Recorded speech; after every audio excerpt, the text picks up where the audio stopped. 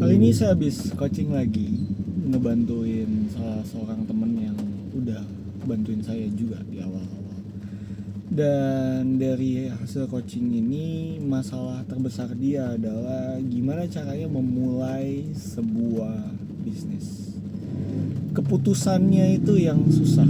Dia kebetulan udah dapat vendor, udah dapat klien, bahkan kasarnya udah 70-80% udah bisa jalan, tapi dia jadi menunda, jadi males untuk melakukannya karena dia nggak percaya diri bahwa bisnis ini bisa berjalan dengan baik. Dan memang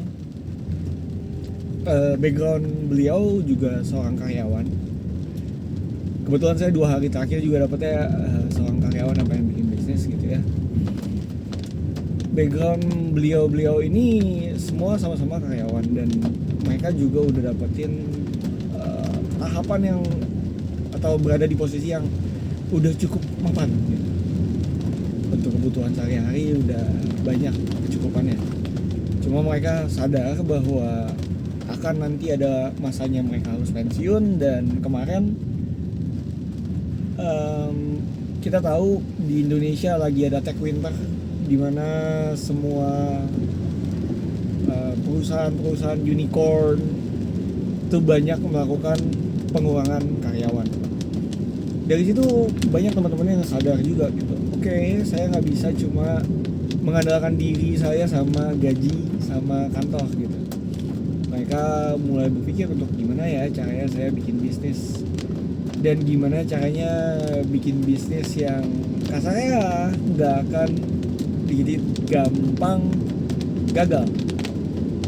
Memang secara statistik 80% dari bisnis yang dimulai itu gagal dalam 2 tahun pertama. Statistik yang sebenarnya bikin kita ragu untuk memulai berbisnis. Tapi di satu sisi yang lain, 20% bisnis yang berhasil itu dan terus bertahan di 5 bahkan sampai 10 tahun ke depan, itu hasilnya akan jauh melampaui orang-orang yang tetap bertahan dalam pekerjaannya selama 5 atau sampai 10 tahun ke depan. Kita tahu dalam hidup ada istilah high risk high gain, atau resiko tinggi mendapatkan hasil yang tinggi juga gitu. Dan disitulah bisnis itu ada. Bisnis ada dan menawarkan sesuatu yang high risk high gain. Resikonya tinggi, tapi hasil yang bisa didapatkan juga tinggi. Kita bisa dapat financial freedom, kita bisa ngebantuin orang lebih banyak lagi. Dan ya, panggilan saya dan panggilan orang yang saya coaching hari ini kebetulan juga sama gitu. Pengen jadi berkat. Dan Tuhan nempatin kami kayaknya memang, ya, saya selalu bilang Tuhan adalah bukan Tuhan yang kebetulan. Saya nggak percaya ada kebetulan, udah nggak bisa percaya lagi dalam hidup saya ada kebetulan. Saya cuma bisa percaya bahwa segala yang baik itu datangnya dari Tuhan, segala yang kurang baik, yang saya rasa kurang baik, itu juga datangnya dari Tuhan dalam bentuk perlindungan yang belum saya mengerti. Jadi saya udah, kasarnya udah mungkin kaget bisa gitu ya. Tapi kalau untuk memutuskan untuk kecewa sama Tuhan, saya udah memilih untuk tidak akan pernah kecewa sama Tuhan, karena saya tahu Bapak saya yang di surga tujuannya selalu baik gitu. Terus pertanyaannya gimana nih kalau mau memulai bisnis tapi ya teman saya yang udah 70% udah ada kliennya, udah ada vendornya, itu aja masih maju mundur gitu. Gimana caranya kita bikin keputusan, apalagi mungkin teman-teman ada yang baru bentuknya ide, belum matang sama sekali, belum tahu siapa yang akan beli. Teman saya udah punya 20 klien loh kasarnya. Mungkin kalau saya jadi dia, saya akan lebih percaya diri untuk oke, lanjut bergerak dalam, karena udah punya 20 calon customer yang kasarnya udah untuk masalah cash flow perusahaan itu udah ada. Tapi disinilah saya ngelihat bahwa sebenarnya apa yang udah dia milikin itu cuma belum dia tuliskan aja.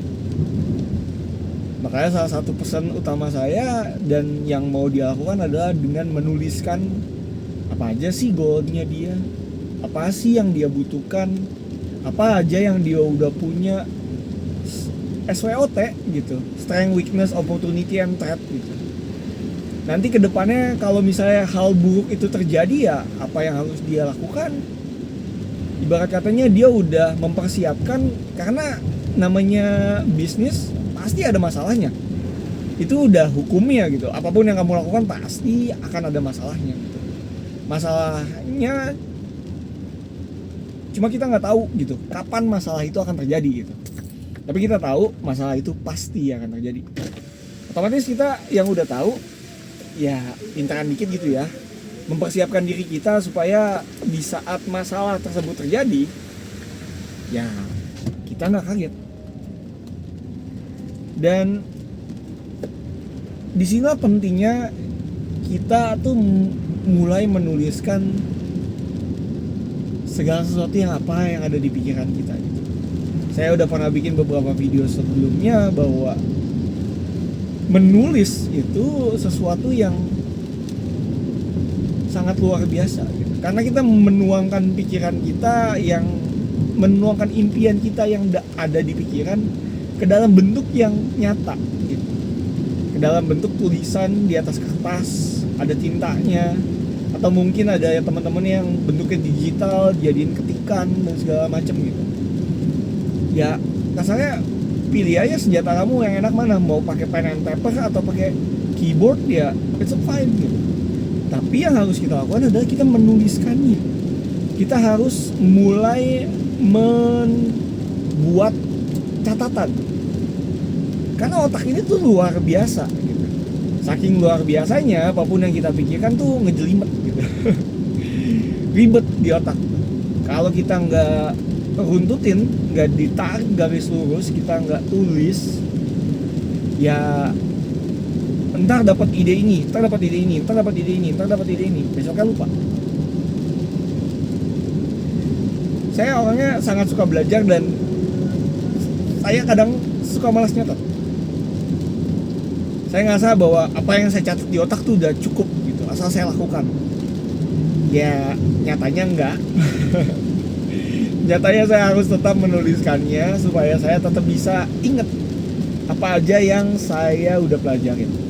Dan semua yang saya udah pelajarin dan saya tuliskan ulang, itu jauh saya bisa ingat dibanding yang cuma saya ingat di otak aja gitu. Karena kita harus sadar gitu ya, manusia itu otaknya diciptakan secara visual, otak kiri dan kanan tuh ada gitu.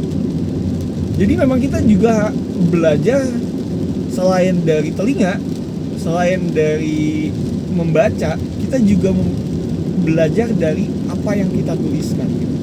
Karena dengan kita menuliskan, ya again kita baca apa yang kita tuliskan.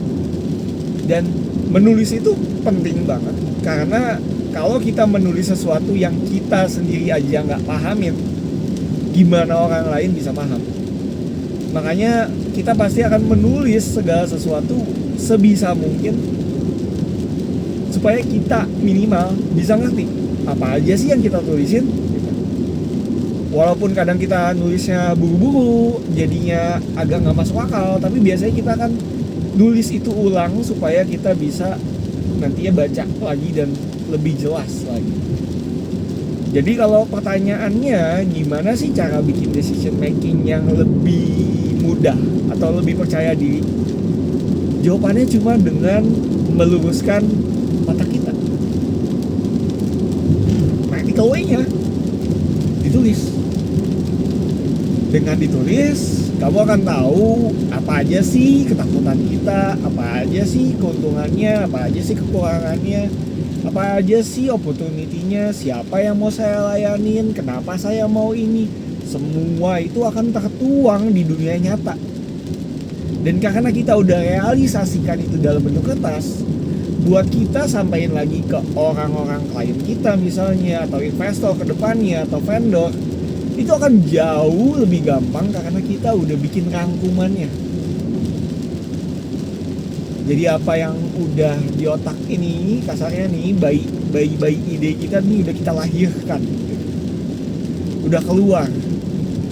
Dan untuk mereka bisa tumbuh dari sekedar tulisan itu jadi sebuah MPV atau mungkin juga sebuah produk yang bisa dijual nantinya, itu udah bisa tumbuh gitu. Karena kalau di dalam perut terus ya nggak akan bisa tumbuh.